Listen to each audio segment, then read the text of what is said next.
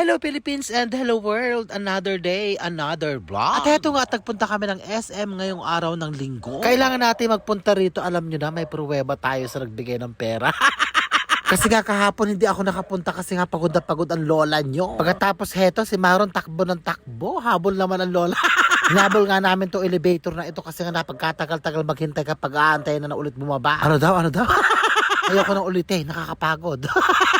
Gusto ko dire-diretso na magsalita, wala nang edit-edit, gano'n. Akala na kayo umintindi ko ano yung mga pinagsasabi ko, nakakaloka. At heto nga, at mukhang namiss yata ni Maron tong SM at kanina pa takbo ng takbo. Aba, hindi naman na ako bata para tumakbo din ng bonggang-bongga. Kaya hinayaan ko na siya, ang hingal ko, nakakaloka. At heto nga, at andito na kami sa palaruan at magliliwaliw kami dalawa. Akala ko naman marami ng tao, kami pala ang una.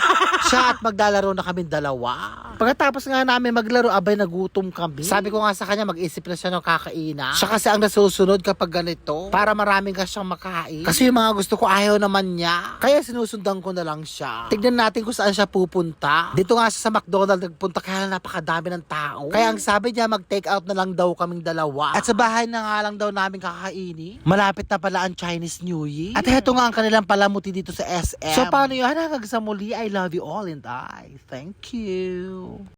Kain po tayo.